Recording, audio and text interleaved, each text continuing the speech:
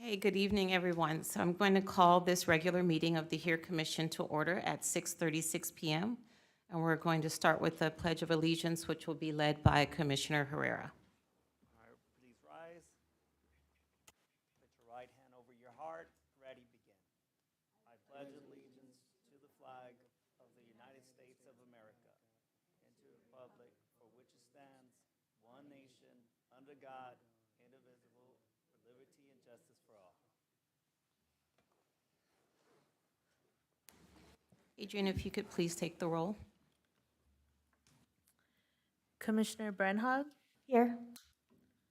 Commissioner Chavez Morris, Commissioner Chen, Present. Commissioner Herrera, Present. Commissioner Khan, Here. Vice Chair Godo, Here. Chair Jennings Nunez. Here. We will now have some announcements from our staff liaison, Matthew Morales-Stevens. Tonight's meeting is live streamed on cable channel 3 and our online platforms. If you wish to address the HERE Commission during tonight's meeting, we request that you please complete a speaker's card and hand it to the clerk, Adrian Franquez. When speaking, please state your name for the record. If you wish to be added to the distribution list to receive HERE Commission agendas, please email your request to herecommission@sgch.org.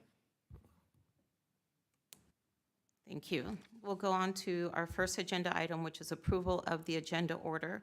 Are there any objections to the agenda order? Nope. Hearing none, the agenda order is approved. And we will go to our next item, which is public comment. This is the time set aside for members of the public to address the HERE Commission on items of interest that are not on the agenda, but are within the subject matter jurisdiction of the HERE Commission. Pursuant to the Brown Act, the HERE Commission cannot answer any questions or take any action until such time as the matter may appear as an item on a future agenda. If you wish to address the HERE Commission, please fill out a speaker's card and hand it to the clerk. Matthew, do we have any public comments? We do not. Thank you. So we'll go on to approval of minutes. Do we have any public comments on this action item? We do not. Thank you. Is there a motion to approve the minutes from the February 28th meeting? I know that there were some. Yeah. um, There were a couple of edits that, that I submitted. I don't know if I need to go through them, Matthew, or? Okay, so there was just some, a brief correction to Commissioner Brenhog, just to add Commissioner in the activity lead section. In section 4, we changed the word spam to fraud in paragraph 5. And then in the 7th paragraph, we added in the job description so that it reads, commissioners also inquired if there would be language in the job description regarding experience working with a diverse community. And so those were the only 3 edits. If no one else has anything else, then I will make a motion to approve the minutes with those changes. I second. Adrian, would you please take the vote? Commissioner Brenhog, Aye. Commissioner Chavez Morris, absent. Commissioner Chen, Aye. Commissioner Herrera, Aye. Commissioner Khan, Vice Chair Godo, Aye. Chair Jennings Nunez. Aye. Motion passed by a vote of 6 ayes, 0 nays, 0 abstentions, and 1 absent. Thank you. And at this point, I'm going to turn the meeting over to Vice Chair Godo. Thank you. Our next section, we'd like to recognize and congratulate Chair Jennings Nunez for being selected by Assemblymember Mike Fong as a 2023 Woman of Impact for her community service in California Assembly District 49. She received the award at a reception along with 10 other awardees as part of Women's History Month. And she was honored not only for her significant work here with the HERE Commission, but also for her volunteer activities with Kiwanis of San Gabriel, the San Gabriel Education Foundation, the San Gabriel Unified School District's Homeless Advisory Committee, as well as chairing the LA section of the American College of OBGYN and participating on its DEI committee in the state of California. Her leadership has truly made a lasting impact in the community. And San Gabriel was well represented at the Women of Impact ceremony with also Lee Wang from the West California Academy of Art and Design was recognized for her contribution to the arts. Cherry Lee of Herald Christian Health Center for her community service. And Dr. Gay Yuen of the Chinese American Museum received Women of the Year honors. So we want to congratulate our chair, and there is a wonderful certificate here from the City Council in recognition of your reception of the AD 49 Women of Impact Award for Community Services. The Mayor and the City Council of San Gabriel wish to recognize your outstanding accomplishment and thank you for your exceptional representation of our city. So I know we have our council member here, Denise Menchaca, so maybe we could take a quick moment to take a picture if everyone doesn't mind. And congratulations. Thank you. And I just want to say thank you to Vice Chair Goto, who was the one who nominated me for this award, so I really appreciate her recognition.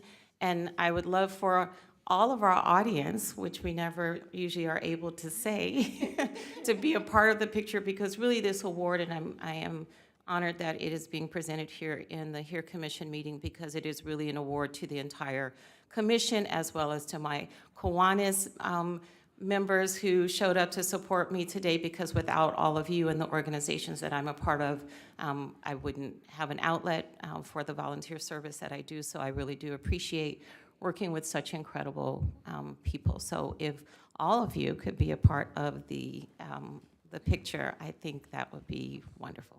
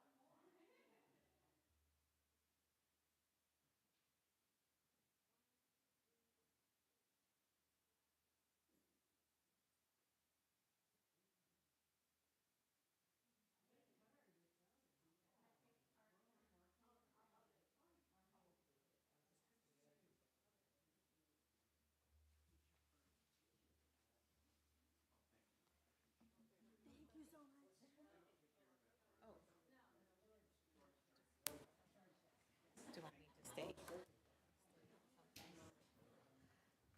So if anyone would like to say anything further, you're welcome to come up to the podium.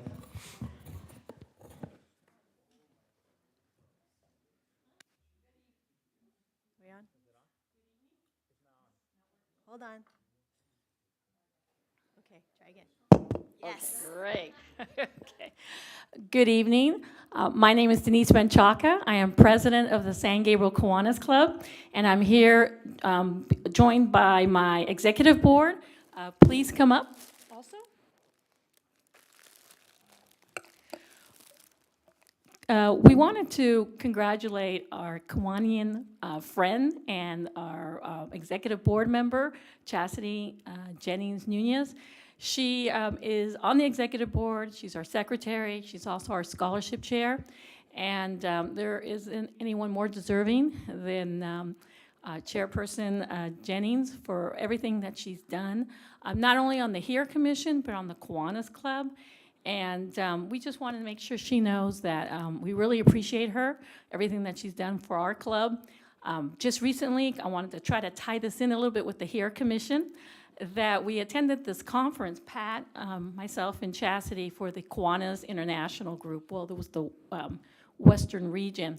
And they had several workshops on diversity and inclusion in our membership. And this is a club we all have to remember that not too long ago we didn't even accept women in the club. And now we're talking about diversity and immersion. And it was so rewarding for those of us who believe in that, and to have the Kiwanis Club actually moving in that direction. And so I think maybe it's Chastity. You know, she has had impact on people. But it was real exciting to see the Kiwanis going in that direction, going in the direction that the city has been going to with this commission. So continue with the good work. Thank you for everything that you do, Chastity, not just for our Kiwanis Club, but for the community. And I'm just going to pass it on to my fellow board members, see if they want to say a few words. I know Tom is very shy, so he won't say anything. But but Mary is not, so I'm going to pass it to Mary. Always dangerous to give us a microphone, because we always have something to say.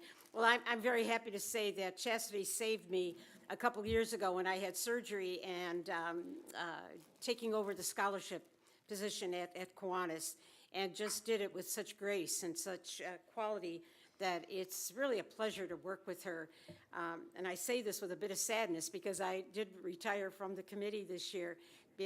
As Denise said, Kiwanis, being an all-men's group for so many years, I was one of the first women back in 1990 to come on board with Kiwanis, and I just appreciate all the good it is, and to have the quality of person, Chastity, joining us is just incredible. I congratulate you, and I congratulate all of you, commissioners, for what you do for this community. Thank you very much. All I can say is that it's been a pleasure getting to know you and over the last couple of years, and I look forward to us being not only working together but becoming friends. Thank you so much for being in our lives. Thank you very much. My name is Pat Fulton. I've been a lifelong resident of San Gabriel, and yet I only met Chastity about 5 years ago or 6 years ago. But those 6 years, I did not know what an impact you would have on my life. Kiwanis this year is celebrating 35 years of women in Kiwanis. And of course, our club is a demonstration of the diversity of the inclusion within our organization as a whole. We're not picking up those Easter eggs as fast as we used to, but we are moving in the correct direction of inclusion with all of our members in all of our activities. Congratulations, Chastity, on your prestigious award, and thank you so much to the entire HERE Commission for representing San Gabriel at its best. Thank you very much. And so now we're going to ask Chastity, no offense to the commissioners, Chastity, if she can come up and take a picture with her colleagues. Thank you.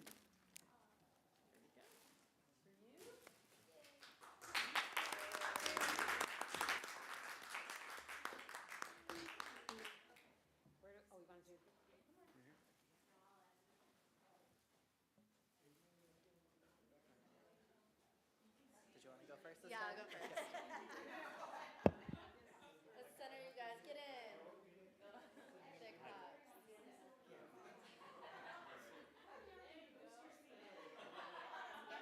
looks really good.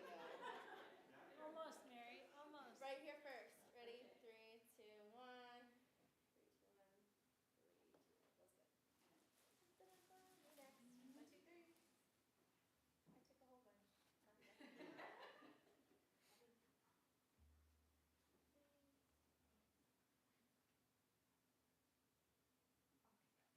swoop in really quick here.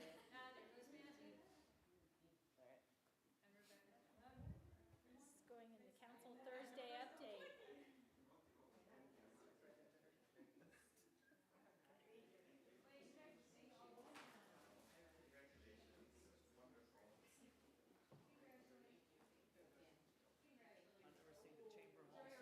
So packed.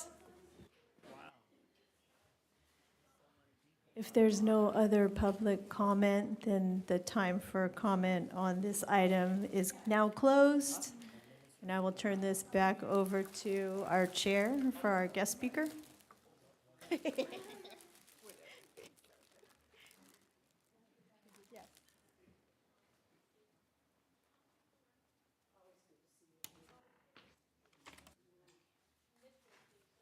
Thank you, everyone. So we are going to move next to our agenda item 4B, which is our guest speaker. Today, our guest speaker is from the LA County Commission on Human Relations. And they are going to present the numbers specific to the San Gabriel area in terms of the LA County Hate Crime Report that annually tracks the trends and develops potential solutions towards hate crimes in our area. So our speaker is Salvador Avila. He is the Senior Human Relations Consultant with the LA County Commission on Human Relations, and he's going to provide a virtual presentation. But first, can I ask Matthew, do we have any public comments on this discussion item? We do not. Thank you. Matthew, do you have anything to add in terms of the introduction?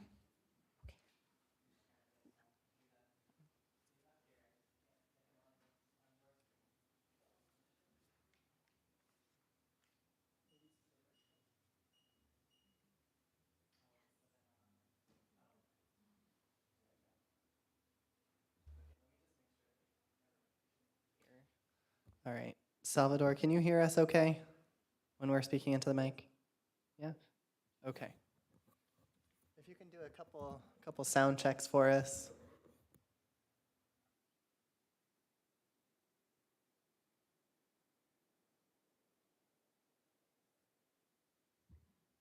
That's perfect. I think everyone can hear you. Thank you so much. Okay, well, thank you, Mr. Avila. Welcome to the San Gabriel Hear Commission meeting. We look forward to hearing your presentation, and then afterwards, hopefully, we'll have a few minutes for questions from our commissioner.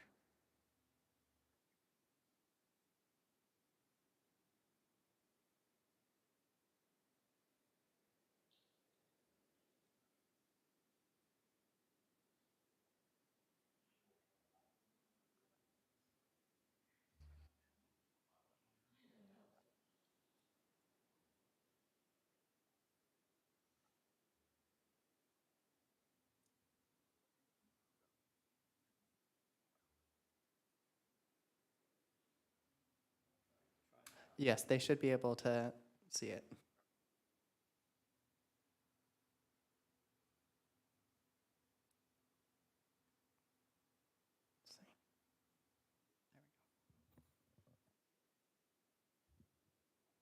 Yep, you are all set.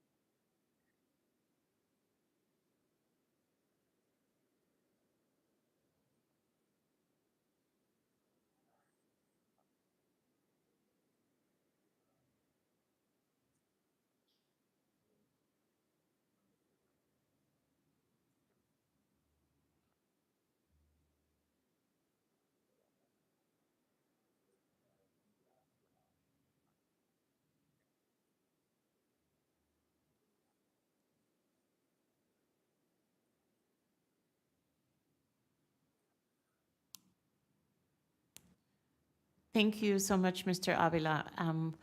I am going to allow, or not allow, but if you would like to ask questions, but please be aware of the time.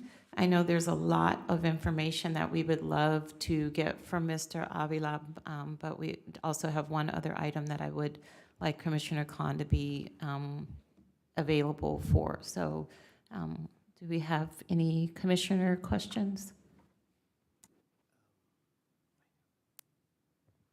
Thank you so much for the presentation, Mr. Avila. Just one question I had was, I think you mentioned that the data that's presented is collected from law enforcement. So I was a bit surprised to see the number of hate crimes, given the rise in hate incidents against the Asian community, that it was represented fairly low from what I would expect. And I know that Stop AAPI Hate had been gathering data as well. So was any of that data able to be incorporated, or was this strictly from reports to law enforcement?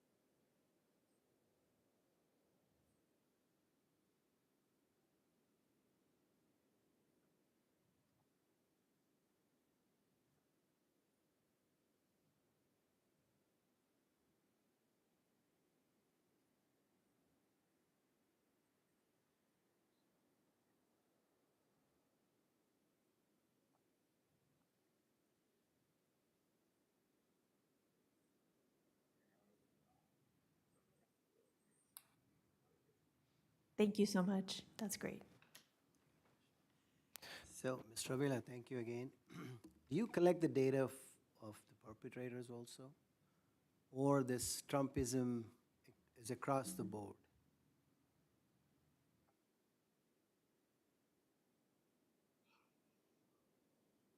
At least the race, I'm mostly concerned about.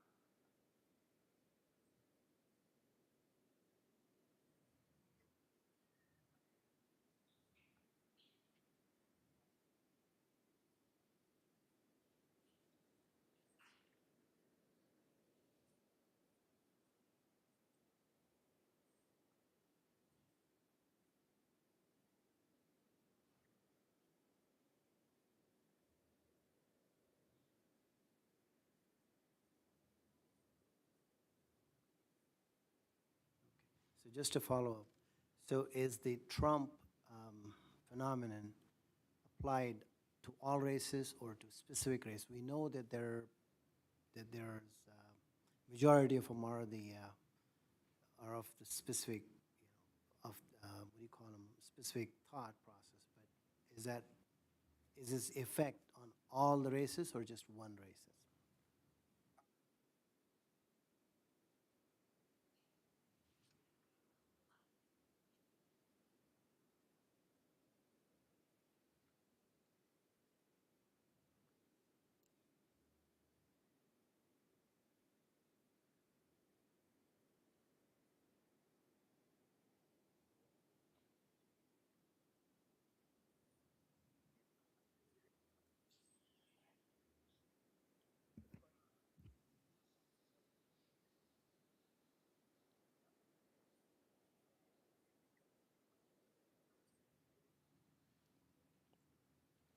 Okay, I have a question. So obviously this is creating tensions between races, right? We can say we've always had tensions between races throughout time, but this in particular it's put in more of a burden, right, with racial tensions. I just want to see and understand if and inquire if you have any data of the white population. Are their numbers going up? Um, are people having doing the hate crimes against them, and the numbers rising?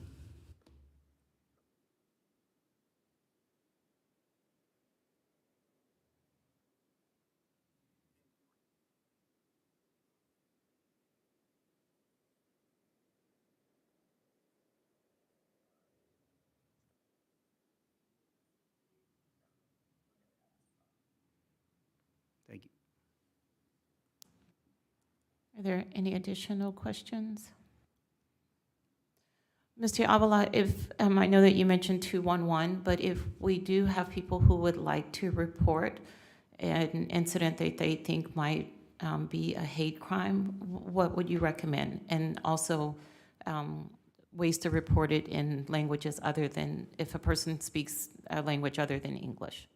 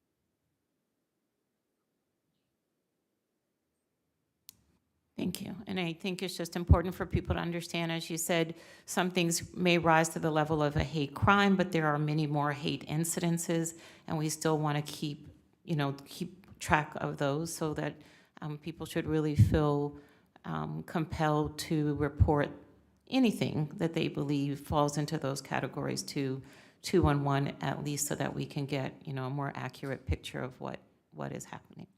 So thank you so much, Mr. Just one last question.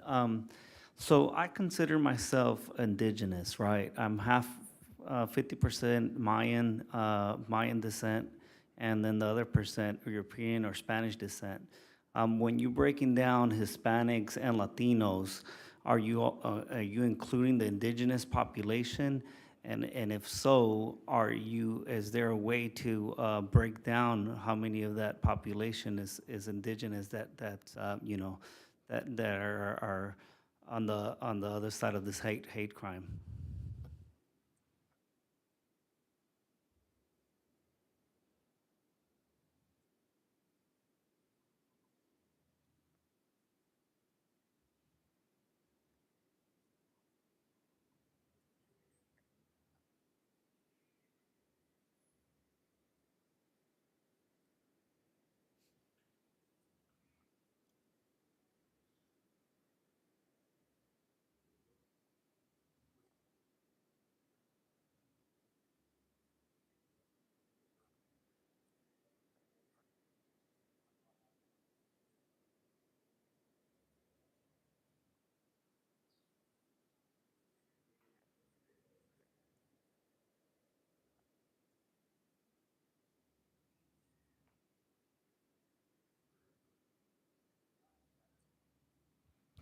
to know. Thank you.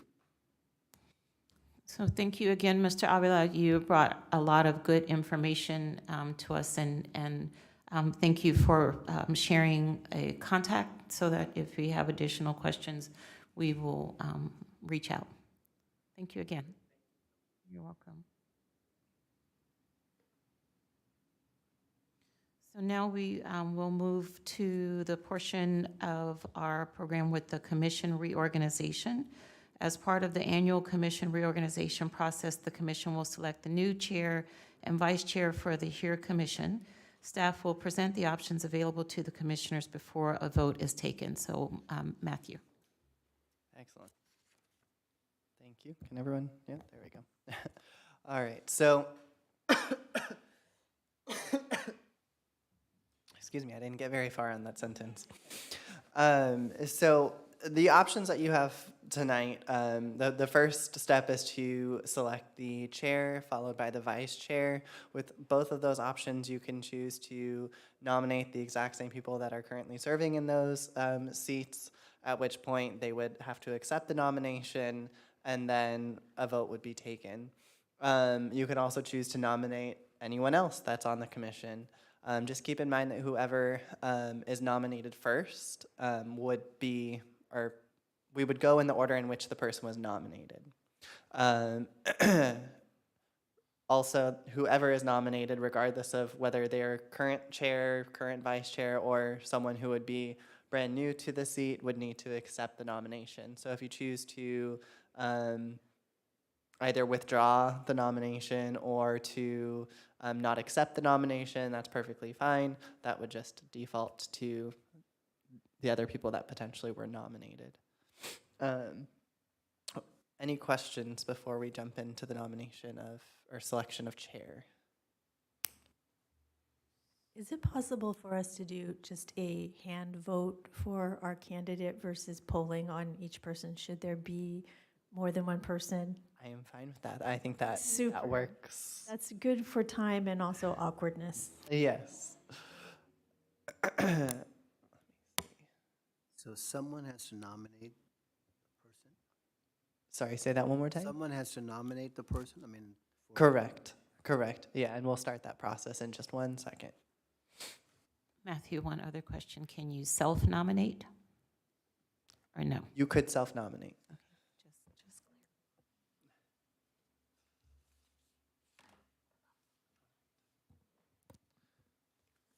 So the floor is now open for nomination for the selection of chair. Are there any nominations for chair? I nominate our chair, Chastity Jennings Nunez, to continue in the role. Thank you. Dr. Chastity Jennings Nunez has been nominated for chair. Do we have any other nominations?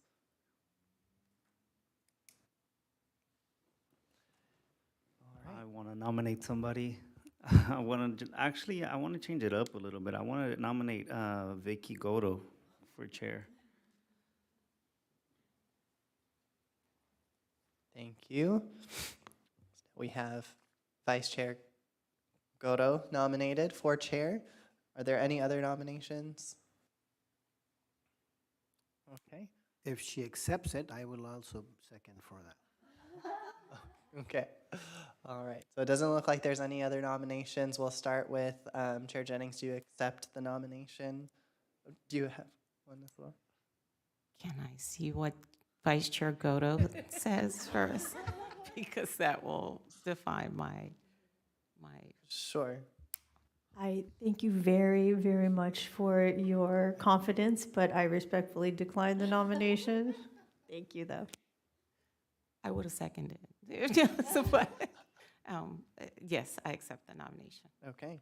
Excellent. So congratulations, Chair Chastity Jennings Nunez. We will now turn the meeting over to you. Oh, thank you. I appreciate that validation, and I do also agree that Vice Chair Goto would make an excellent chair, so we'll just keep working on her for that role. Now, moving on to nominations for the selection of Vice Chair. Are there any nominations for Vice Chair? Yes, I nominate Commissioner Goto for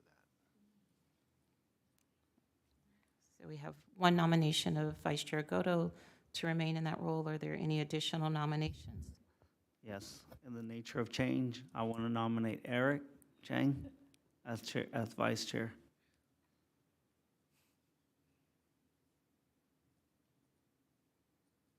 And that's no offense to our chair and vice chair, okay? I'm sorry, I'm just reading what I need to say next. It's not a pause, I'm just trying to figure out where we are. So we will now move to Matthew to see whether those nominations are accepted. Excellent. Vice Chair Godo, do you accept the nomination? I accept. Thank you. And Commissioner Chen, do you also accept the nomination? I appreciate the vote of confidence, but not at this time. Excellent. Can I make another nomination, or is it too late? Unfortunately, we've already moved on past that, but thank you.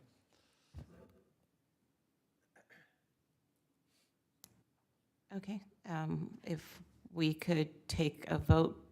Oh, no, I'm sorry, we don't need to take a vote. So we'll close the floor to any additional nominations and declare that Vice Chair Godo will continue in her role as Vice Chair. Thank you, Vice Chair Godo.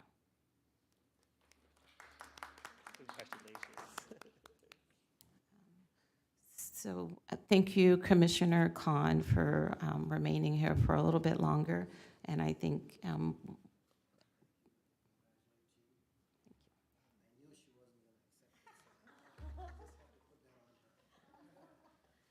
appreciate it. Yes. So there's a request for a 5-minute bio break. I guess that's what we call it, or water break. So we will break now at 7:33 and return at 7:38. Thank you.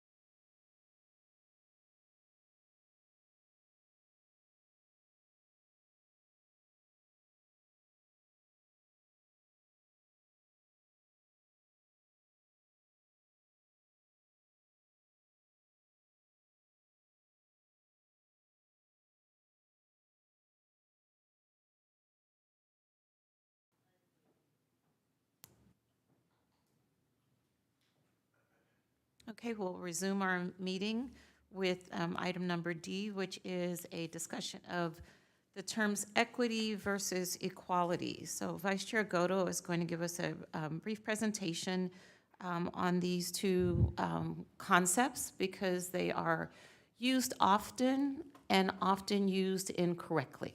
So we wanted to just be able to provide people with a simple explanation. Vice Chair Goto. Thank you so much. I would just wanted to share this quickly, and as our chair mentioned, we've noticed in some of our recent meetings that terminology was being misused. So I wanted to share this and just briefly go over the definitions of these two terms. So as you can see in the top portion of this picture, this is what equality is represented, where everyone is treated exactly the same. Everyone received the same bicycle. In some cases, like being equal under the law, where the law is applied the same to everyone, no matter their social standing, race, religion, or gender, equality is the goal. But here, giving everyone exactly the same bicycle only works for one of the four riders. So in the second picture below, that demonstrates an equitable distribution of resources, where each individual is given what they need to meet the goal of riding a bike. In many situations, equity dictates that the individual need determines what resources are given. For example, people with dyslexia need to have special services designed to help them meet their educational goals. So I just wanted to share this graphic because I think it clearly shows the difference between the terms and why equity is so important and what we're striving for. And the picture here was created by the Robert Wood Johnson Foundation, in case anyone would like to use it in any of your presentations. So thank you for the time, Chair. Thank you. Are there any questions? Thank you, Vice Chair Goto. I think graphics always make things easier to understand. So we will move on to our next agenda item, which is to finalize and approve our 2023 annual work plan. So we have been tasked with developing a 2023 annual work plan to guide our work throughout 2023. Matthew, will you provide us an update? Of course. So the work plan, draft work plan was put together based off of all of the comments that were made by the commissioners at the last meeting. It was put together in what we think was the best order based off of what was presented and based off the direction that was provided. If for some reason we've missed something, we can definitely add that in now. In addition, as part of the 2022 work plan was the creation of the Youth Ambassador Program. So that has gone live. Unfortunately, it did go live later than I was wanting it to, and then as the commission was wanting it to, so I apologize. But it is now up and available online for people to view. It's been sent off to the Gabriel High School principal, as well as the principal for the Mission High School. And so those two principals have received the information, and then our public information officer and her team are working to get the information out on a really solid plan. It'll be in City Beat articles, it'll be in a variety of other items. So once that's all confirmed, we'll send it out to the commission, so that way you can be on the lookout for where those will be. But if you have any other places or community groups where you think they may have a kind of dedicated audience that may be interested in receiving the information, please feel free to send that out, so hopefully we can receive additional applications on that. And then the interviews would be tentatively scheduled for the next regular commission meeting unless the commission decided otherwise. And so the application is set to close on, or is due by April 17th at 4 p.m. Again, unless there's any amendments that the commission would like to make. But that's all of the updates that we have for you today. Thank you, Matthew. Do we have any public comments on this discussion item? We do not. Thank you. I had a question. So when was it sent to the principal? It It was sent to the principal this morning. this morning, and was it sent to the acting principal, or, It was sent to both okay. And via email? via email. Did they reply? They did. Okay, perfect, thank you. And in addition, for the Youth Ambassador application, our previous commissioner, Jackie Borja, has said that once it's posted, she can grab it from the website, and she's going to send it out by Google Classroom to the entire school. Good. So she's going to help with that. So that will help with Gabrielino. We also have Commissioner Chen now, who is at Gabrielino as well. And I know your students would be some perfect applicants for this kind of position. Well, speaking of that, one of my students, right before this meeting, texted me, asked me to write a letter of recommendation. I said, well, I'm not, that'd be kind of a conflict of interest, so I, but the point is, the message did get out, and one student did say they saw it this morning. Do we have it as, when they volunteer, is it that they're gonna get community service hours also? I wanna add that we could do that, right? To add more of an incentive if we haven't done so already, and then a formal certificate at the end of the whole completion, right? I don't know, I'm not in part of the planning of this, but I wanna make sure that they are recognized as well. It's not currently included on any of the text, but it can definitely be something that's added on along the way. So if they request the community service hours, we can certainly grant that to them, any paperwork that needs to be signed. And then if the commission towards the end decides that a certificate would be warranted, then that could be. Right, because that serves as a huge incentive. It might get more people to volunteer. Now, is that on the website right now, the application? Sorry, yes, I can pull it up. Just give me one moment. As Matthew is pulling that up on the website, please also look over the remaining items in the 2023 annual work plan, because we are going to vote on sending this forward to the city council.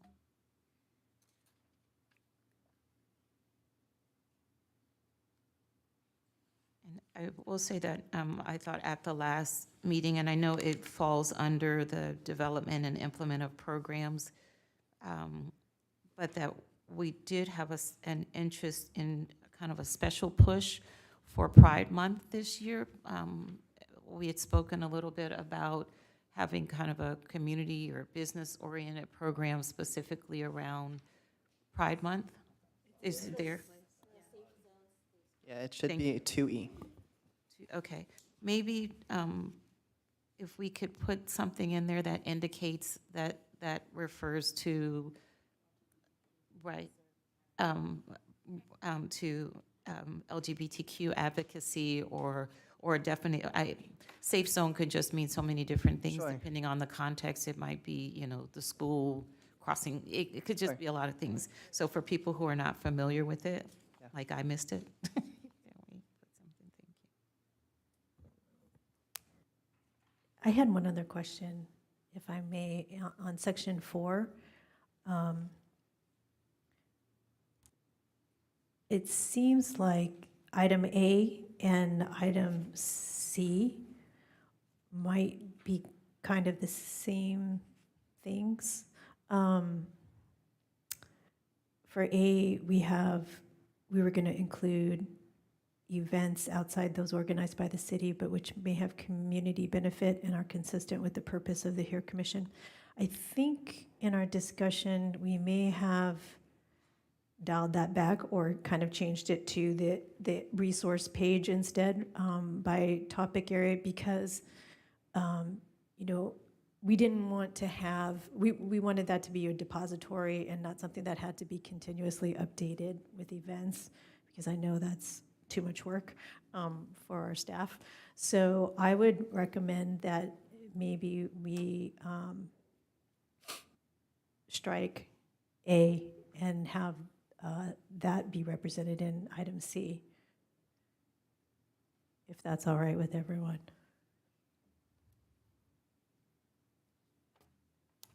Yes, I agree, but that was our discussion.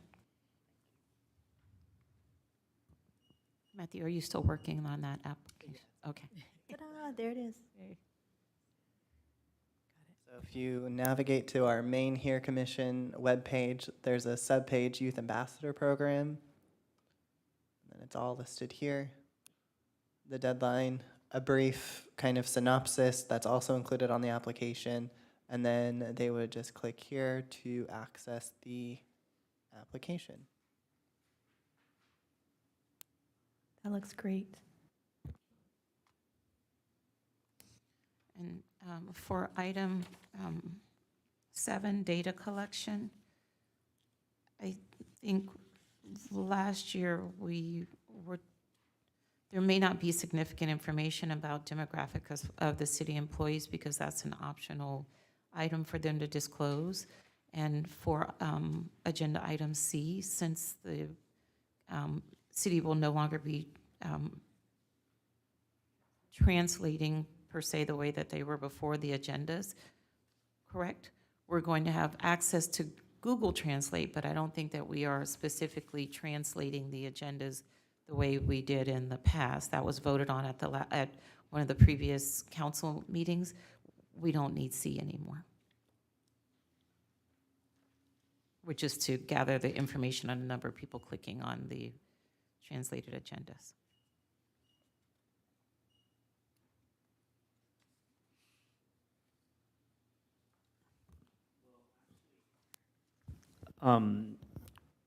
If we're referring back to this topic in the whole nature of why we wanted to get information to see how many people are clicking, it was regardless of how it was getting translated.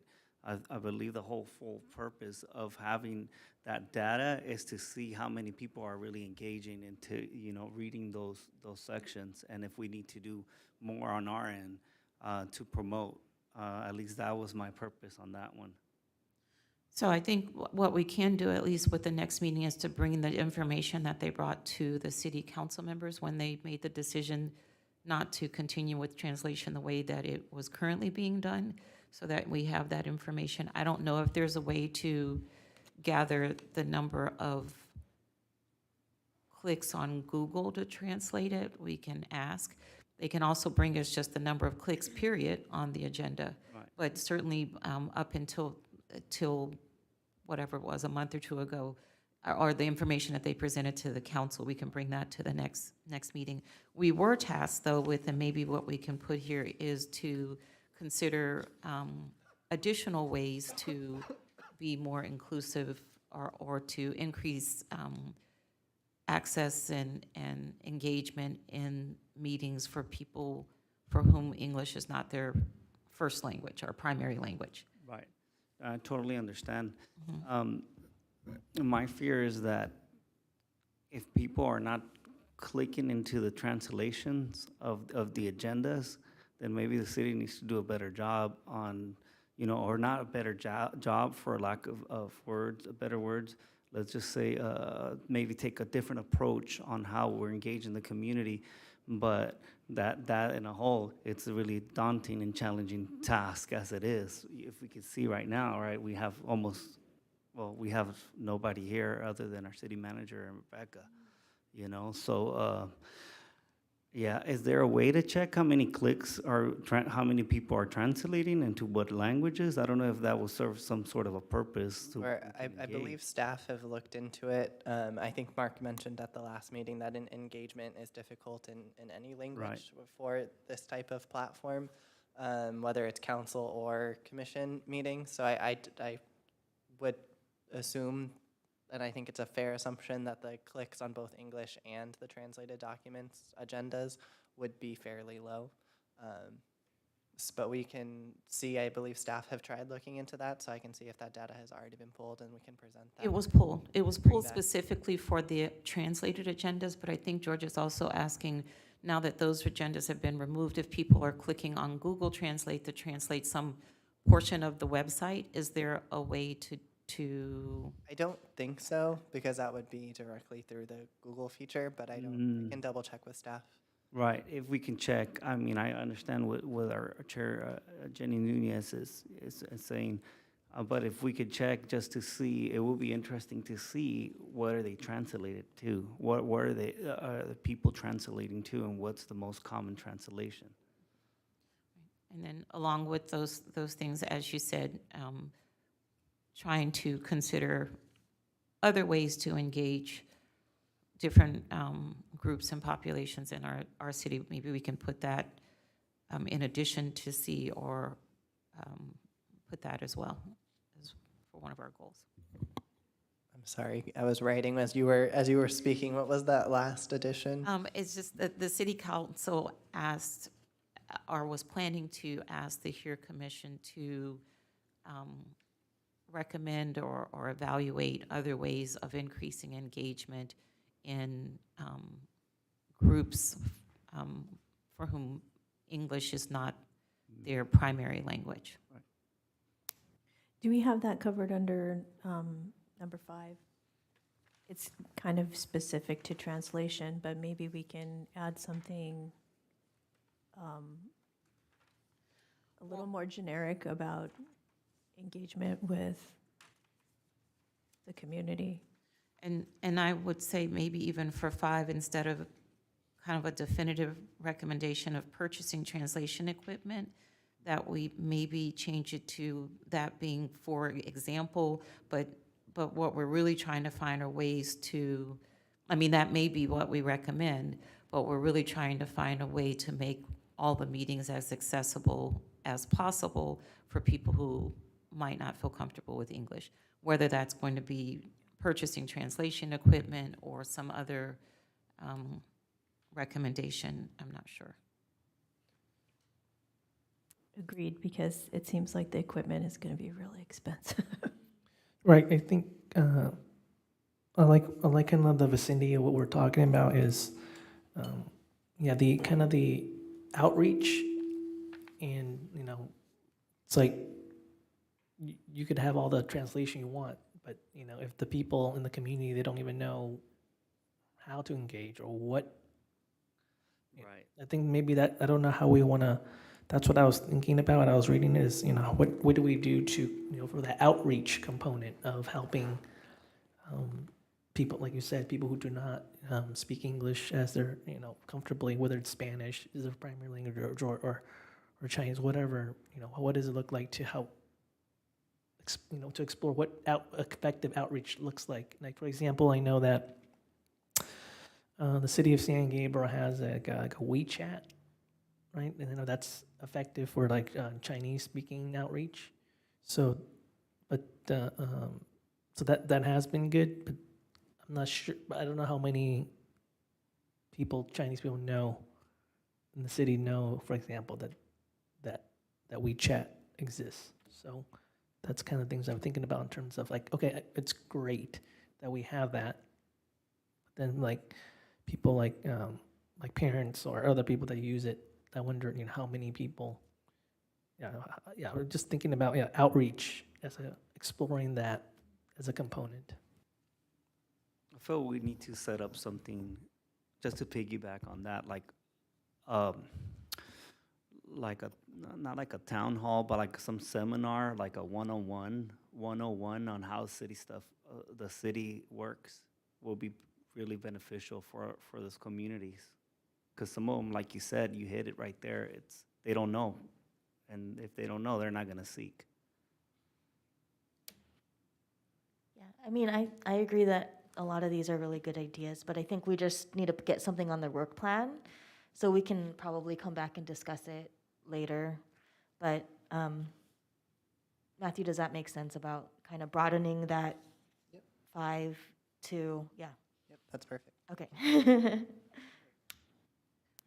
Okay, are there any other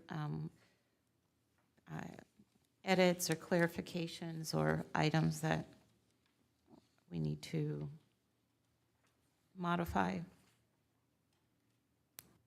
I think it looked great. Thank you, Matthew, for putting it into a format for us. I know it was a very freewheeling conversation. Of course. I just got one note that got carried over, so I apologize. It's item 1AI. The HERE Commission is available to assist with the development of the training. That training has already been developed. You're just requesting that it continues. And then for item 2D, is that something that the commission feels would be feasible in conjunction with everything else that's on the work plan? Or maybe did you want to table that for the 2024 work plan? I'm sorry, which one? Item 2D, develop and implement programs and activities that make substantial practices accessible to everyone to reduce impacts of climate change on low and moderate income families. I'd like to leave it on the work plan, and it will likely be carried over, but even if that program is just inviting back another presenter or speaker, or, or incorporating it into something else that we do, I don't think it has to be a whole, fair or expo. We're not gonna take all that on, but we can incorporate it in other ways. So should that be reworded then, Chair Chastity Nunez? Leave it like that, because right there it reads that we're gonna implement something, right, or develop a program. For me, I guess I'm defining program very broadly. So the program could be a presenter, or it could be, an entire day's lecture on. It has programs seminar. or activities, so if we had a guest speaker, I think that would fall in the activity category. So I think it's open enough that we could do something smaller or something big and still fulfill that requirement. And just to summarize here, the other adjustments before a motion is made for approval, it would be item 2E, work with staff to develop a safe zone / space campaign specifically targeted to create allyship for LGBTQ plus persons.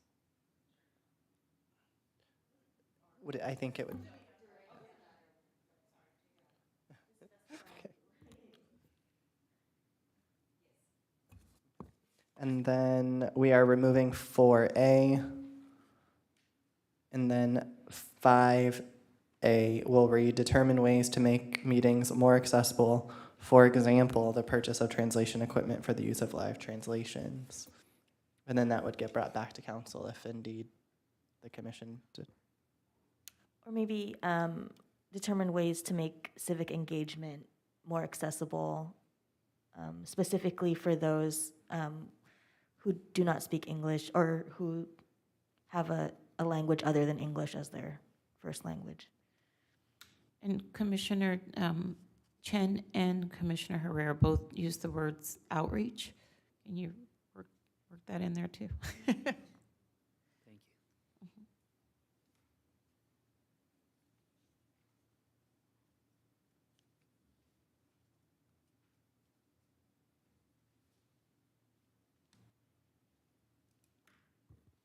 Okay, so it would read, determine ways to make civic engagement more accessible, specifically for persons where English is their second language.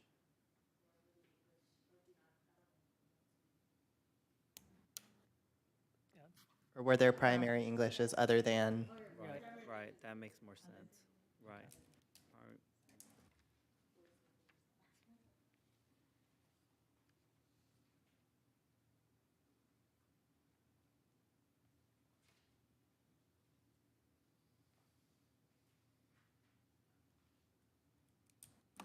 And then we could just add a second sentence that reads,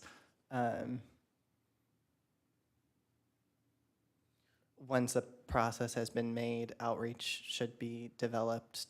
I think, Well. so can we add it to the first part? Can you read the first part again? Sure. Determine ways to make civic engagement more accessible, specifically for persons. So I would say, I'm sorry, it was determine ways to make civic engagement more accessible by, through various forms of outreach that would target, populations that English is not their primary language or something like that.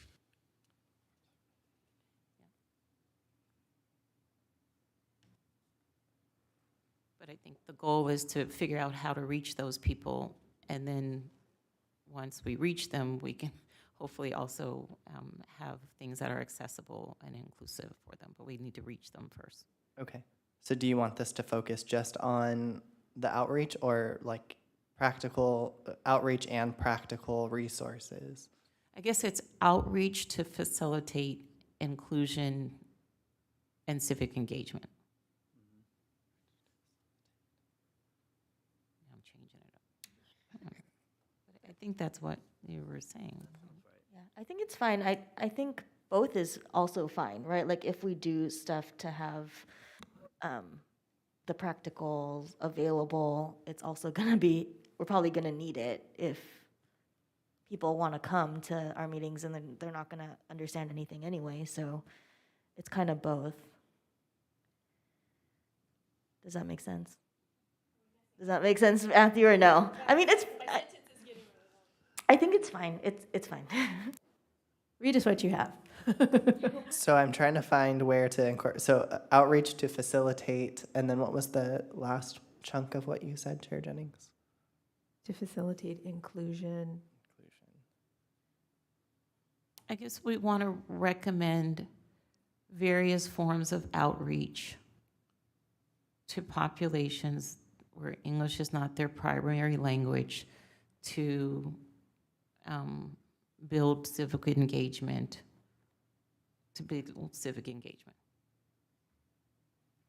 And then the second sentence would be to ensure that meetings and activities are inclusive and accessible for those populations.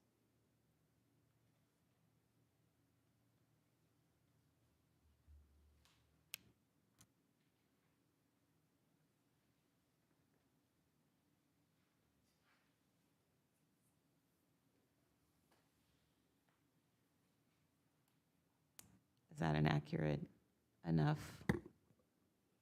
Okay.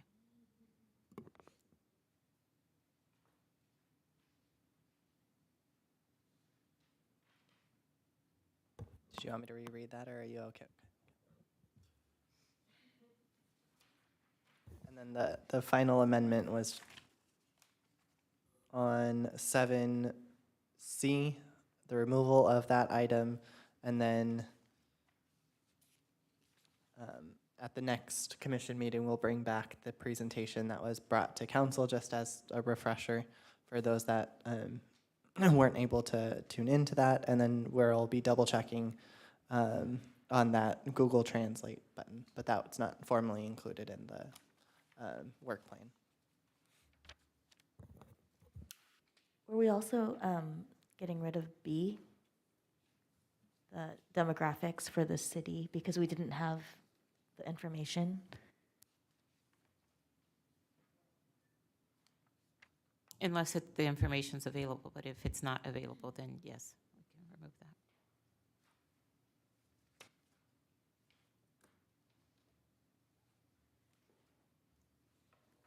Okay, so if I can have a motion to accept the 2023 work plan as amended or edited. Okay, I motion to accept the 2023 work plan with the amendments discussed. I'll second. Thank you. And Adrian, if you could please take the vote. Commissioner Branhog, Aye. Commissioner Chavez Morris is absent. Commissioner Chen, Aye. Commissioner Herrera, Aye. Commissioner Khan is absent. Vice Chair Goto, Aye. and Chair Jennings Nunez. Aye. Motion passed by a vote of 5 ayes, 0 nays, 0 abstentions, and 2 absent.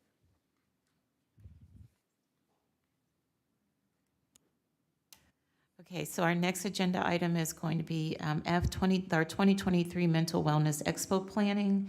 So the commissioner members at the last meeting were each assigned areas to take the lead on. So I'm going to ask our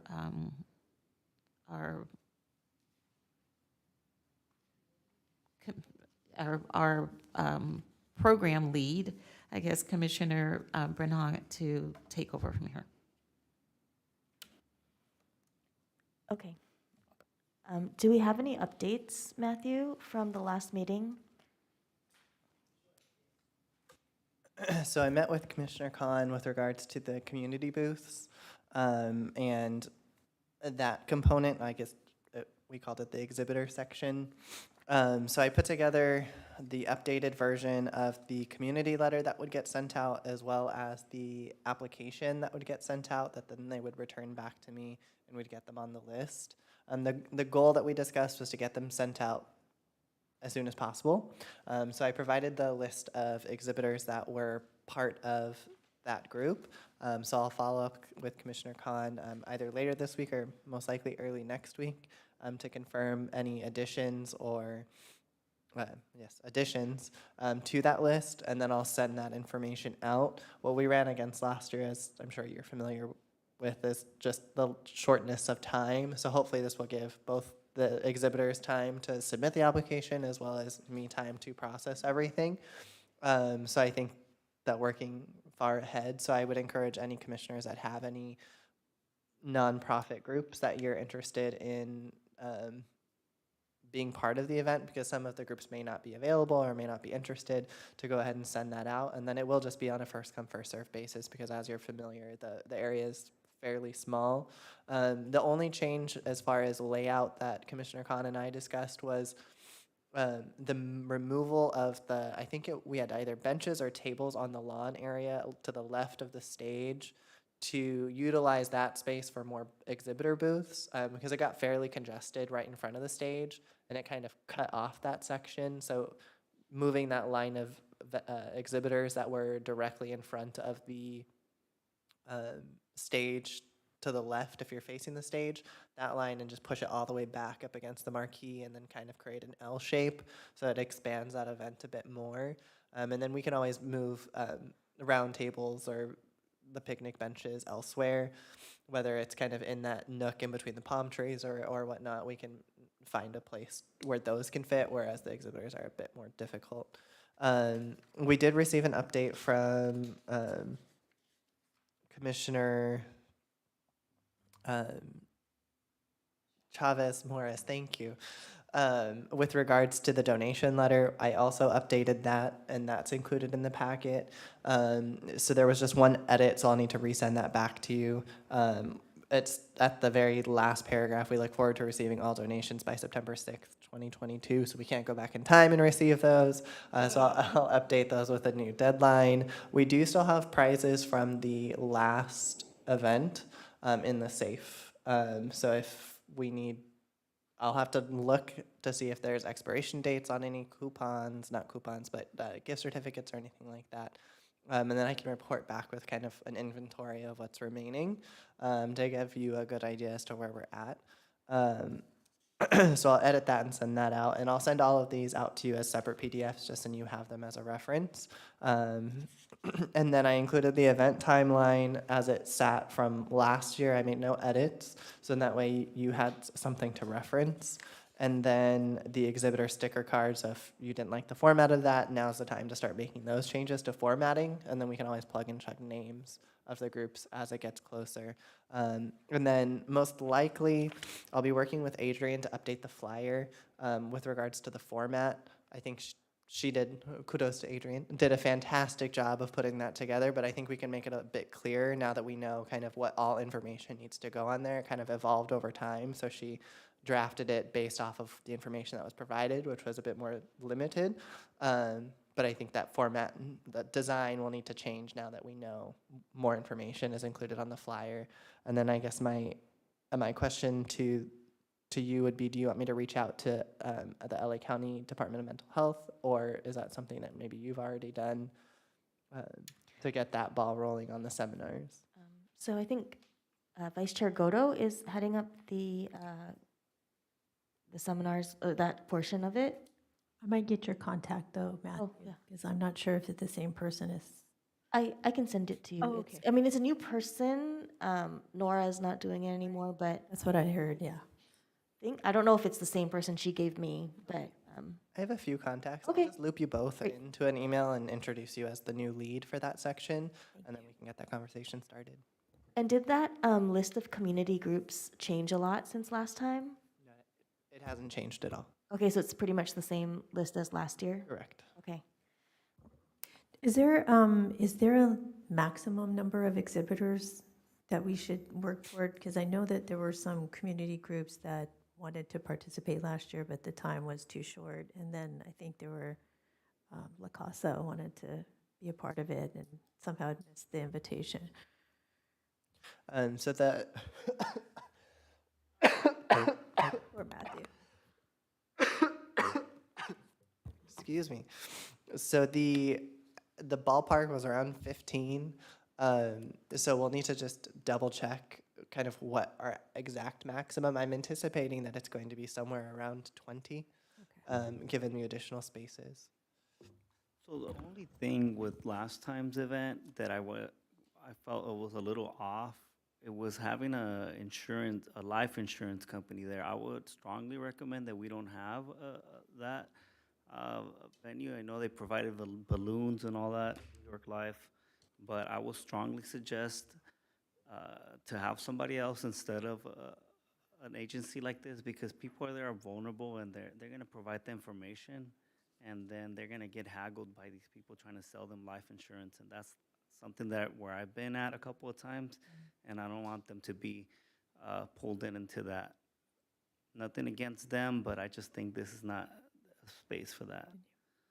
So, and I think George makes or Commissioner Herrera makes a very good point of really trying to focus the exhibitors to be in line with the theme of the day. So they really do have to provide some type of mental health services or mental wellness services. Even if they're a group in the community, if they're a group in the community that can't or doesn't provide those services, does great work, but not in line with what we're doing that day, that we look for people who would be in line. My other question was, there was some discussion, and maybe that was from me, about shortening the day a little bit to 3 o'clock. And I know we'll develop this timeline as we go along, but if we could just put that down as something that we discussed, I think ending at 3 o'clock instead of 4 o'clock this year. I might have to object to that. Oh, okay. Yeah. So something for discussion. Yeah. I also was wondering about the budget, Matthew. Is that something that we gave to council, or where is that? No, so that is part of a broader discussion as far as the budget is concerned. So that will go to Mark first, who just so happens to be in the room. And then it will go to council, assuming that it passes his desk. Okay, but we were asked to kind of provide a guideline or a request for budget, and we discussed that at the last meeting. Correct. Okay. Yeah. And on that same note, that application for the grant from City of Hope is due on Saturday, I think. Is that something that? So I have an update on that. The chair and I are working on the Healthy Living Grant. It is for $5,000. And in doing some research on live translation, that whole $5,000 is going to go for the translation. So if we are lucky enough to receive the grant, I don't think there's going to be any funds available for other expenses. So we're hoping to get the grant completed and submitted by Friday ahead of the deadline. And Matthew, we're just planning to submit it as the City of San Gabriel Hair Commission. Our chair is going to be the contact person. It's an online form, so I'm not able to include more than one contact. But should we be selected for the grant funds, does the commission have an account that the funds can go to, or how did we manage that grant last year? Sure. So first off, the city council would need to formally accept the grant funds. And then it would be deposited into currently a general donation fund is most likely where it would go, but we would need to connect with Mark in finance to confirm where that would be going, because currently there isn't a line item for any commission. And then kind of how that would be expensed back out. So unfortunately, I don't have that information for you right now. But yes. That's okay. It won't, I think we should hear back in May if we're selected. And then the other question I have for you, just in speaking with a couple of translation services, is there any protocol or process that they need to go through with the city in order to be able to get those funds? I don't know if they're like considered a vendor or. So you're saying if you're paying a vendor for the service, so it's just for the actual electronic equipment, correct? Is that what I'm understanding? And live interpreters, yeah. Live interpreters. So most likely it would need a variety of different things from the city, and then the city would need to issue that check to the vendor. But depending on the price also would determine kind of the process in which it would go. So if it's a check for $500, it's just going to be issued, and then, it would not just issued, we don't just issue checks, but it would need to go to the department head for signature, then finance and city manager for approval, and then finance would cut a check. So that's the simplest way. Anything above 3,000 would need a quotation worksheet, so that adds an additional layer of time, and then we would also need to cross-reference any other businesses that are offering the same service. If it's a sole item, meaning they're the only business that offer this particular device, then that kind of makes it easier in the fact that there's really no one else you can look for. If it's above 5,000, then council would need to go ahead and approve that purchase before we move forward. Okay, I am getting 2 quotes, so hopefully we'll have some kind of comparison. But one of the companies is not based here, they're based in New York, and so I don't favor them as much as someone who's local. So we'll continue to update you as we find out if we get the grant or not. It may be a moot point. Sure, and I should also note that if we're just purchasing equipment, no business license would need to be required. Likely no agreement would be required unless there's like a maintenance agreement or something like that. But if they're doing live interpretation on site, most likely there would need to be a business license pulled and potentially an agreement done as well. So there's a few additional steps beyond that, but it's not anything that couldn't be worked through. It's just additional hoops for both them and us to jump through. Okay, great.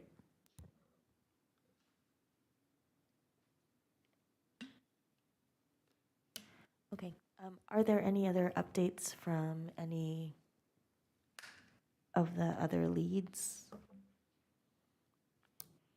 I just have one quick thing. For the workshops, since I'm kind of operating under the assumption that we are going to get the grant, so I may have to change my strategy. But if we are able to consolidate the languages into one workshop, then I think we'll only need to run 2 concurrent workshops with different topics, and that's what they're pricing out for me for the interpreters. And so for one of the sessions, I'll speak more about it in my report, but I've reached out to Changing Tides, which was one of our exhibitors last year, and they're partnering with QPR Institute to do suicide prevention training. And they have a 1-hour workshop, so they're interested in participating as one of the workshops. And then we can go to LA County for a few of the others. I wonder if we can talk to the folks at LA County, because they have those, the people that lead the workshops in multiple languages, that if we can get equipment, maybe they can do live translation. I don't know if that's something that they're up for, but I think it's worth asking. I definitely will do that, because even with the live translation, it's a headset and transmitter situation, and so this is really an equipment rental, and the live translators will obviously be translating the content of the workshop, but I haven't quite figured out, like, if people have questions in the audience, how that works for, reverse translations. So I think it would be definitely helpful if LA County is able to help with that, and I'll definitely put that on my list to talk to them about. On the outreach side, are we able to have like some press release, and then that way we can get it to some of like the local press, Chinese or plus Chinese and Spanish press? Yes, so if you wanted to, we can set up a meeting and kind of run down what we typically do. Most likely I'll ask Clara to join us, and then she can probably recollect what we did for this event last year, and then maybe how we can improve upon that, especially since we're working so far in advance. How much more can we push it out, and then what ways can our department push it out in different avenues? So would that be reaching out to you and then? Correct. Okay. Mhm. And then on the grant, I know that I think LA County has grants too for mental health. I don't know if that's something that we can access, but Yeah, we didn't make the deadline, and actually the grant, when I looked at it more, the event had to take place in May or June, so we wouldn't qualify for that one. I don't know if there's other ones that will come up later on, but yeah, we definitely should keep our eyes open for additional funding sources. With the happenings in Monterey Park, are there any grants that are possibly in the works that anybody knows, or is there any way to figure that out? I know there's a lot of aid going towards Monterey Park. I haven't heard of anything to that effect. well, allegedly there's federal funding for that, but I reached out to multiple federal folks, and they said I've had no luck so far, but I will keep trying. But I know, but allegedly there's different bills that have been passed that are federal bills, and even the executive order that did allocate funds for that. But yeah, there is a question of how to access that. So Yeah, I suspect those are probably for programmatic funding and probably wouldn't cover events, one-time events. And federal grants tend to be very large, so, and have a lot of requirements. So my feeling is we probably should try to stay as local as we can. Even with the City of Hope grant, there are some requirements that we're going to have to meet, which is there has to be an evaluation piece. There has to be a presentation at the end of the grant period with City of Hope and all the other grantees. So we have to be careful on how much we take on, because if we have a bunch of grants, unless everyone is willing to chime in, it does have requirements that come with it. Understandable. With that said, I would like to recommend that we also extend an invitation to Monterey Park residents and to Alhambra residents, to particularly because of what happened. If we have to have somebody, volunteer to go speak at a chamber, I know some of us here like to participate a lot. I can go with you, or however you guys want to do it. I think it would be a great opportunity to collaborate and bring this awareness to our neighbors, if not only the chamber, not only those chambers, or also the chambers of commerce as well. Okay, I think that would be a great thing to talk to Commissioner Chavez Morris about as well. I know that she's trying to head up kind of sponsorships and marketing stuff along those. I think so. That's what she was saying she wanted to help with last time, if I'm correct. I remember she said she would be like leading the efforts with the electeds. The elected officials as well, yeah. That might be something that you and Commissioner Maybe Chen also. would do for outreach. So if you're willing to help out, I think that would be great. So are things like that okay? Just like having a couple commissioners team up to do certain things? Particular That, roles? that's okay, right? Brown Act wise? There's two, right? No more than three. During the meeting or outside of the meeting? Outside of the meeting? Sure, so if let's say two commissioners go out and meet up and discuss this item, that would be fine as long as it's not two commissioners then meeting up with, they split off and then one commissioner meets with another commissioner, then it's just a serial meeting. But yes, two individual commissioners then reporting back would be fine. Okay, just making sure. And on something like this, it would just be like an action item, right? Like go talk. I don't think we would, yeah, okay. Yeah, so, I mean, is this something that you feel like you need more, like brainstorming around, or? I think at this point, why don't we finalize the program? And then as we Okay. get closer, I think what Commissioner Herrera is saying is that we should go out and personally, ask if we could Right. present at a council meeting or a chamber in the surrounding cities to kind of make a personal invitation from our commission to their city for the event. So that'll be closer to the time, maybe Exactly. in August, September. Correct. That makes Thank sense. you. Yeah, I think if we're talking more about like sponsorships or trying to, get more budget, that's something we might want to think about earlier. I Okay. don't think that was what Right, okay. Commissioner Herrera was, Yeah. but the sponsorships and marketing definitely, Yeah. whoever was in charge as a lead, they should be working on those things ahead of time. Now, on the workshop, just want to say that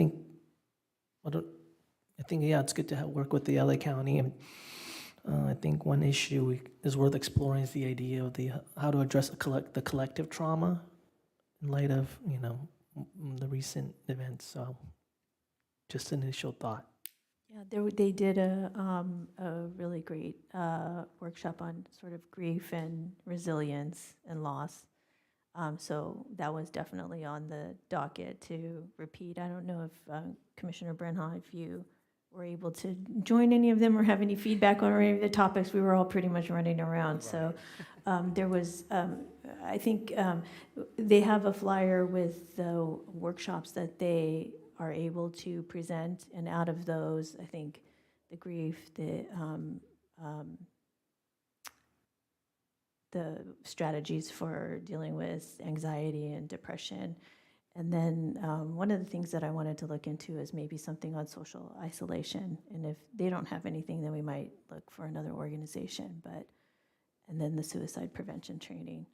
Those are the four I'm kind of working towards. If anyone, yeah. What about having, this is completely like throwing it out there, curveball, but having have we talked about having the Humane Society out there as well? Maybe, there's a couple of dogs that might need adopting, and that sometimes helps a lot when you're going through mental health issues. That would be an awesome exhibitor. Right.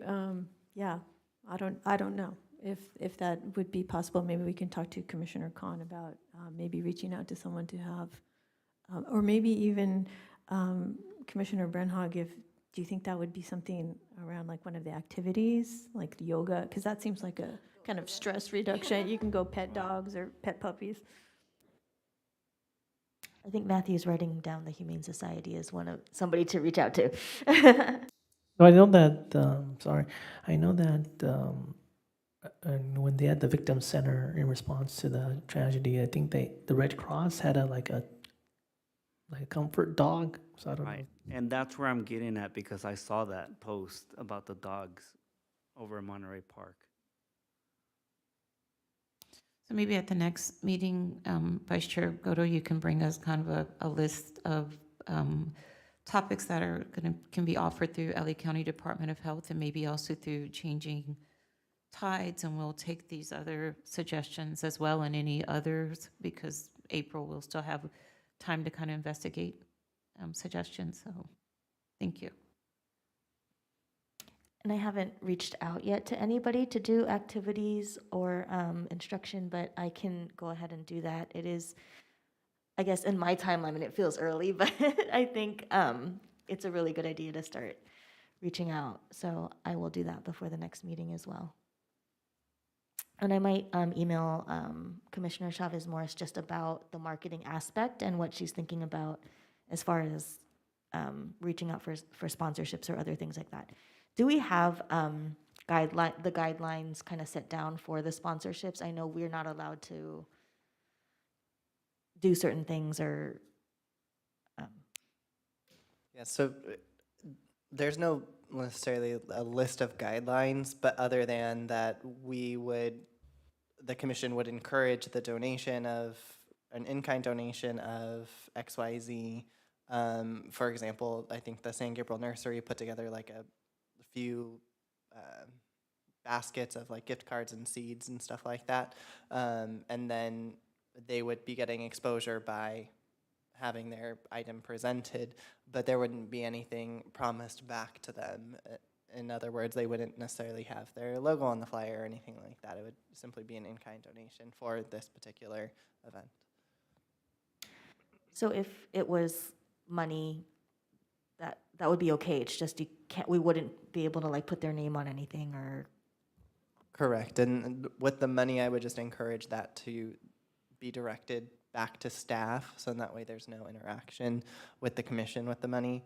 And with the in-kind donations, obviously those go directly to staff to stow away, so in that way the commission members aren't holding on to it. But with the money, I would just have it delivered directly to staff.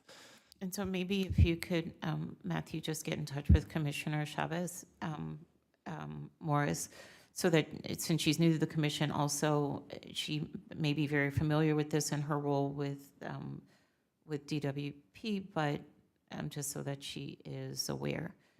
And then for future going forward, maybe we can spend a few minutes just talking about a budget and kind of accountability for the money that we do bring in, and knowing how much we spent, where it was, what we have left. Since we don't have a specific here commission line item, just being able to be aware of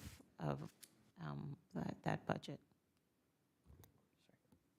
So to be clear, you're wanting to go through the last year budget to find the remainder? Is that what you were? Well, like the grant that we had last year, I know that we have some money left. I don't know exactly how we spent it all and where we spent it. If we do get this $5,000 grant, since there isn't kind of a line item for here commission, it goes into a general pot. How is that accounted for when we go back and say, what did we spend? How much do we have left? Is it carried over to next year? You know, is it really the here commissions, or is it granted to the city and they'll, you know, because all of these grants are program specific. Right. So, yeah. I just wanted to Okay. make sure that I was understanding your question. Mhm. And just for a point of clarity for me too, going back to sponsorships, so is it correct to say that we are not to solicit any sponsorships and promote them? Or is that just frowned on, or is that something that? If the commission wanted to move forward with a kind of sponsorship program for the event, it can get tricky if there's not an outlined process and kind of this for that type of framework. Because if you, let's say, provide a logo on a flyer to X business, but that wasn't necessarily offered to a previous business who potentially turned down the opportunity, then there could be a conflict there. So in the past, for example, we've done the Summer in San Gabriel series sponsorship packet, and essentially it was, let's say, $1,000. You received a logo on the screen projected during the event, and then the next tier was $2,000, and then you got these items. I would say for something of this scale, I don't know that would necessarily be necessary. Maybe like a title sponsor. And so if that's a direction that the commission wanted to go into, if let's say a $1,500 title sponsor, and you would have a logo on the flyer, and recognition at the event by a booth and in the script by Chair Jennings, and that was the package that was presented to every single person. And then that could be a route, but it would definitely be a longer discussion to solidify. So can you have that discussion with Commissioner Chavez Morris, and have her bring that information back to the next meeting? And then we can discuss whether we want to try to pursue that. Of course. Does that include also when you have like sponsors, like for example, Hilda Solis's office or the LA County or the Senator Rubio or Assemblymember Mike Fong? I've seen like events where they have their particular logo on that. Would that apply to that too? So that's typically, that operates a bit different because they're a government entity and not a business. So they're not necessarily promoting a private interest. Right, So that would just be a separate discussion. right. Okay, got it. Thank you. And so do we have also a timeline as far as if we're submitting for budget to the city, when we would hear back, when that would be presented, when we would hear back? Sure. So most likely we would have everything approved from council in June. I believe it's either the first or second meeting. I think it's the first meeting, and then assuming it doesn't get carried over, then it would be the second meeting in June if it does get carried over and then approved. So at that point, come July 1, then that would all be solidified. And I think that if I'm remembering correctly, I'd have to go back to my notes. It was either 2,000 or 3,000 that the HERE Commission requested be included. So that would be what would be presented to council. That sounds good. So if there are there any other specific lead updates that we have? Or Commissioner Bernhardt, any other specific questions that you? I don't think so. So then we will anticipate additional reports at the next meeting on your various lead areas. If you have any, as we get closer, those reports should become more detailed. And please direct questions to Matthew if you have specific questions about your areas. Sorry, if I may, if there's a variety of questions that you have on your particular area, I would just ask that we just set up an in-person meeting, knock everything out, and then that way, you know, we're not going back and forth via email, and then I leave something out, you know, that was important, and then it also provides you my undivided attention to get everything knocked out all at once. So just throwing that out there. In fact, I might just suggest that in the next 6 weeks, maybe schedule a meeting with Matthew about whatever your particular area is, so that you're working towards the appropriate goal and you're not doing a lot of work only to find out that we need to pivot. Okay. Thank you, Commissioner Bernhardt. So we're going to move on to our commission reports. This is the, Chair, I have one more thing that's, yes. I'm sorry, it's not related to the Mental Wellness Expo, but we did, the Asian Youth Center has reached out to us as the HERE Commission to support a multicultural art pop-up that they're doing with that, here, I'll just read their flyer, to support their Stop Hate series. They're planning multicultural art pop-ups to showcase arts, crafts, games, and cultural histories of our diverse community. The goal for this project is to promote inclusion, understanding by using arts and games to connect community members with others from different ethnic and cultural backgrounds in the San Gabriel Valley. And my understanding is they're going to be sponsoring the first pop-up at the May 20th Play Day.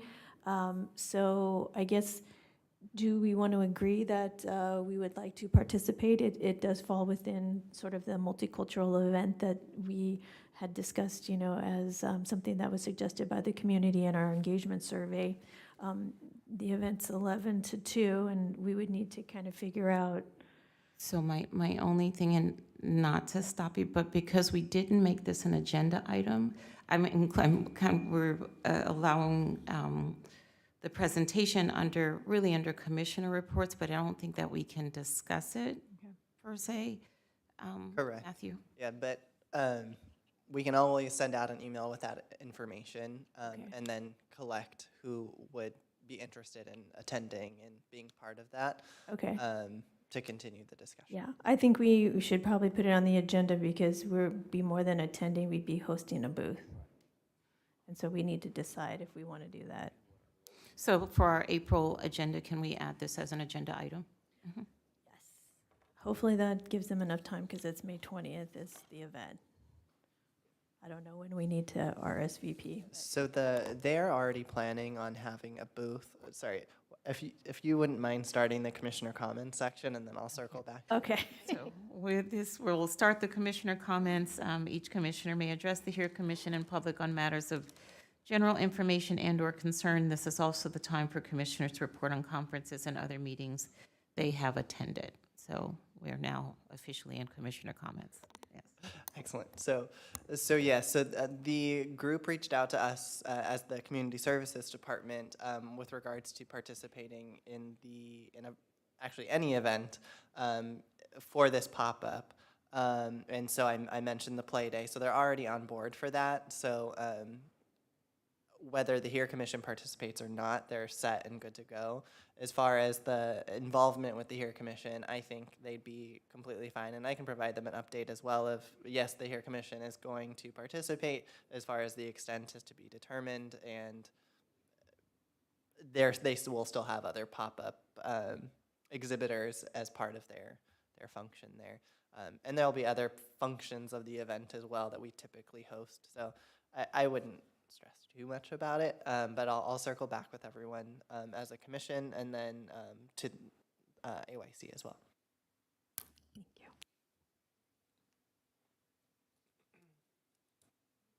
Well, actually, Vice Chair Goto, would you like to proceed with your commissioner comments? I thought we were going to start on one end or another. Okay. Yes. Well, first of all, I just wanted to take a moment to note the passing of Judy Heumann, Heumann. She was a disability rights trailblazer who was instrumental in the passing of the Americans with Disabilities Act in 1990. And her activism began when she was 5 years old, and her mother took her to school to enroll in kindergarten and was told that Judy couldn't attend because her wheelchair was a fire hazard. If you would like to learn more about her incredible life, she wrote 2 memoirs, and on March 30th, Facing History and Ourselves will be hosting a full-day reflection and action on its social media channels, and you can go to facinghistory.org for suggestions on how you can join in on the commemoration. She passed away on March 4th in Washington, D.C. at age 75. So I thought that was important for us to note. And then I also mentioned earlier that I participated in a virtual suicide prevention training that was offered for free by Changing Tides and the QPR Institute. And QPR stands for Question, Persuade, and Refer. And the training offered valuable information, practice analyzing situations, and a comprehensive resource guide as a takeaway. It was presented in a culturally sensitive manner, and the next session will be held on Tuesday, April 4th, from 6 to 7 p.m. on Zoom. And if anyone is interested in participating, hopefully they'll be sharing that information also at our event. But one of the questions the presenters asked was, where's the safest cities to have a heart attack? And I won't give you the answer, but it's the city where the most people are trained in CPR. And their goal is to train a massive force in QPR, not only to decrease the stigma around mental health, but also to recognize the signs of distress and give people strategies to address the issue and resources to get help for anyone considering suicide. So if you're interested in maybe joining the April 4th event, you can go to their website, which is thechangingtides.org/CT anchor, anchor like the ship. And if there are any groups that want to train together, they also have a request form where groups can sign up together. So that's it for me. Thank you. Well, I participated in a few events. Just wanted to highlight a couple of my highlights of March. Around March 14, I participated I invited our former commissioner, Jackie, to an incredible event. It was brought to us by KCT PBS SoCal, and it was a Finding Your Roots screening event with Danny Trejo, and it was a great opportunity just to see, he was there. It was a great opportunity to see what they're doing over at PBS KCT SoCal, and helping people uncover their roots and where they come from.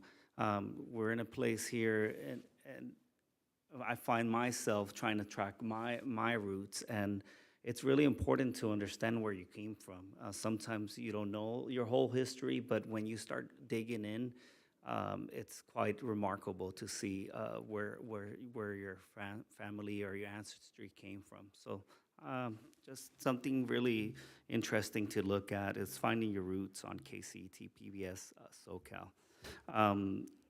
We also got opportunity to tour. This happened at La Plaza de Cultura y Arte. If you guys haven't been there, I strongly recommend it. They have, I'm taking notes from you now. You see, you're really prepared, so I have to be really prepared. It's like they have a display called Hostile Terrain 1994. It's a really like remarkable display. It almost, you have to have you got to go in there ready to shed a tear, because it gets really, really, really vivid in there. So just giving you that warning, it's really graphic as far as what people go through when they're crossing the border, really, and to get over here. So it was quite interesting to see that. Another thing that I attended on March 18, I attended an incredible event hosted by my friend, County Assessor Jeff Prang. It was a third annual Kashubian Unity Day. So this is like a Poland festivity, and he's Poland, and it goes back to tracking your roots and being proud of where you come from.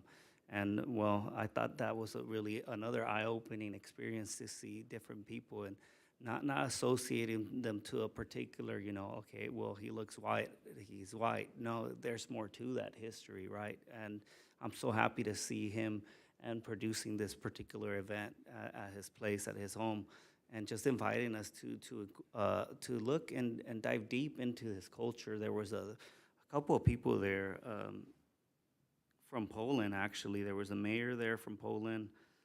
There was Honorable Hanna Pruchniewska. I'm pretty sure I butchered that, but the mayor of the city of Puck in Poland, and then the consul general was there. So really interesting, eye-opening event with a lot of tradition and culture. Two more events. On March 25th, I had the opportunity to attend two fantastic events here. One of them was here in the city of San Gabriel. In the morning, I participated in the all-city Pathlon, yeah, which was organized by the city of San Gabriel. I was so surprised to see the city. They have the after-school program. I was not aware that they had such a broad, extended after-school program that it's no cost to the residents. So I thought that was pretty interesting. We had various schools, basically all the schools, the elementary schools, Coolidge, McKinley, Washington, Roosevelt, Wilson, and two participants from Jefferson running and participating in this wonderful event. And I want to just commend the city staff for all their hard work. Sometimes we don't really grasp the nature of what they do out there in the community, and it's quite tremendous achievement that you guys, just to know that you guys are doing great things out there, I think is something to be proud of for the city. And I want to commend Christine. I believe she was part of the leading, Christina, right? The last event that I might share, also, I was invited by, now this time, tables turn, I was invited by Commissioner, former Commissioner Jackie and Borja, right? And she invited me to attend Native Voices 13th Annual Short Play Festival at the Autry Museum of the American West. I was joined by the former commissioner, and the festival was celebrating a celebration of the Native American culture and their storytelling. It was quite interesting to see these plays.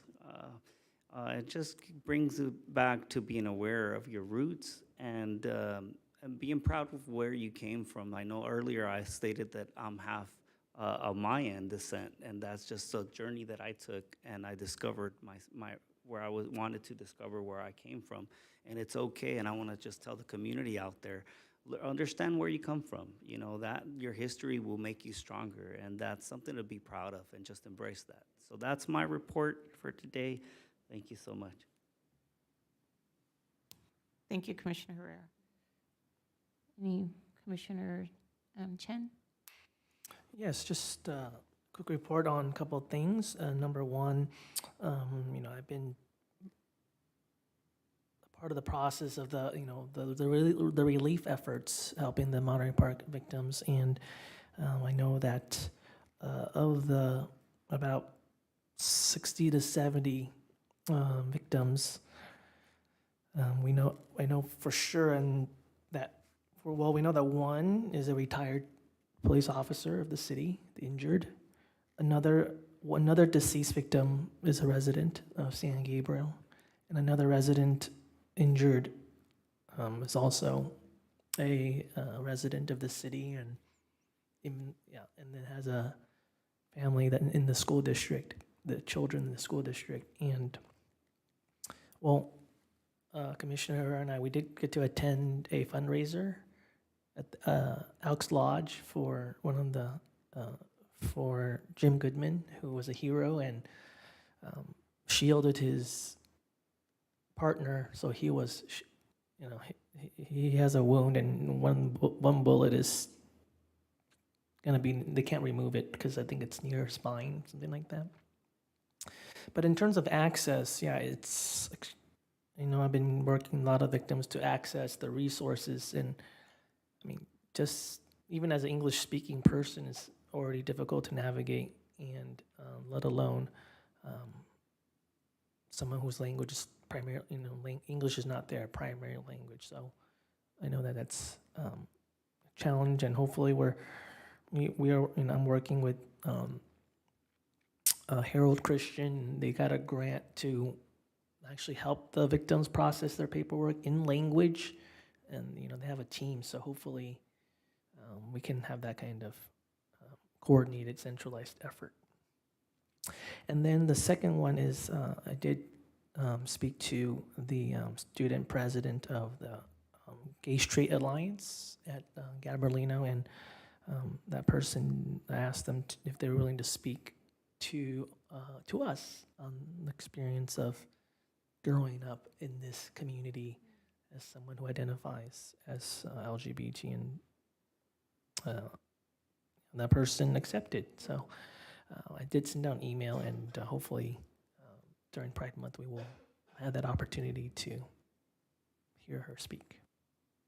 And that concludes my report. Just a couple of short things.